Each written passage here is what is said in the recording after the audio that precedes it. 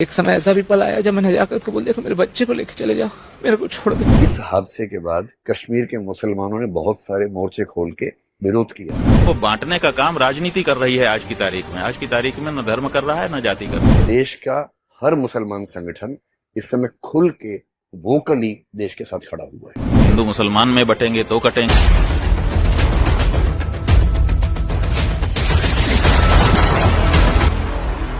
दोस्तों, जम्मू कश्मीर के पहलगाम में हाल ही में हुआ आतंकी हमला बहुत दुखद है। वेस्टर्न घाटी में टूरिस्ट पर गोलियां चलाई गई, जिसमें लगभग 28 लोग मारे गए। कहा जा रहा है कि आतंकियों ने टूरिस्ट से उनका नाम और धर्म पूछा और फिर हिंदुओं को निशाना बनाया। इस हमले में एक मुस्लिम और 2 विदेशी भी थे।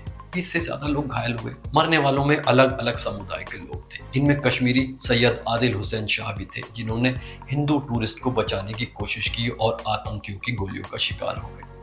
जिससे साफ है कि आतंक का कोई धर्म नहीं। इस भयानक हरकत की जितनी निंदा की जाए उतनी कम है।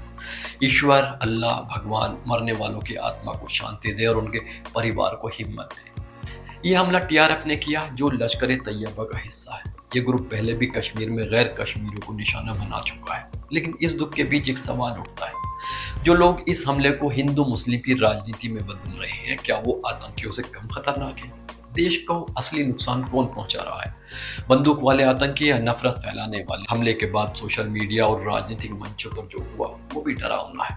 कुछ नेताओं ने इसे इस्लामी जिहाद कहकर सारे मुस्लिमों को कटघरे में खड़ा किया। कुछ ने इसे हिंदू विरोधी साजिश बताकर धार्मिक तनाव बढ़ाया। लेकिन वो भूल गए कि हमले के वक्त अपनी जान जोखिम में डालकर टूरिस्ट को बचाने वाले कश्मीरी मुस्लिम भी थे। एक समय ऐसा भी पल आया जब मैंने नजाकत को बोल दिया कि मेरे बच्चे को लेके चले जाओ, मेरे को छोड़ दे।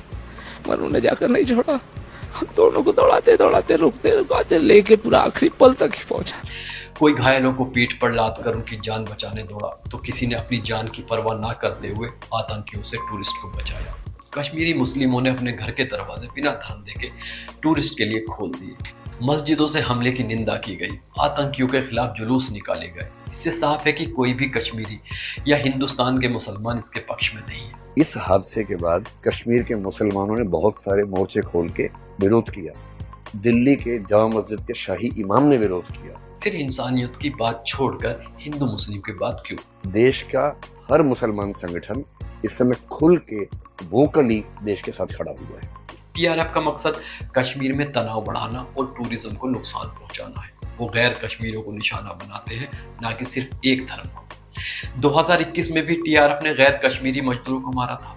आतंकी गोली बम से मारते हैं, लेकिन उनका इरादा सिर्फ जान लेना नहीं, बल्कि देश में डर और नफरत फैलाना भी है।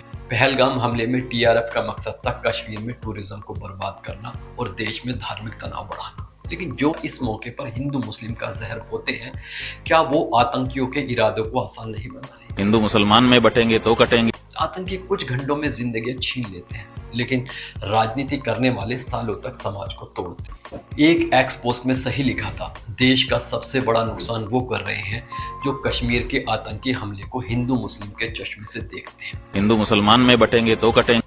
पहलगाम हमले के बाद देश को बंटने के नहीं बल्कि एक होने की जरूरत है। आतंकवाद का जवाब सख्त सुरक्षा, बेहतर खुफिया जानकारी और पाकिस्तान जैसे आतंक के प्रायोजकों पर अंतर्राष्ट्रीय दबाव से होगा।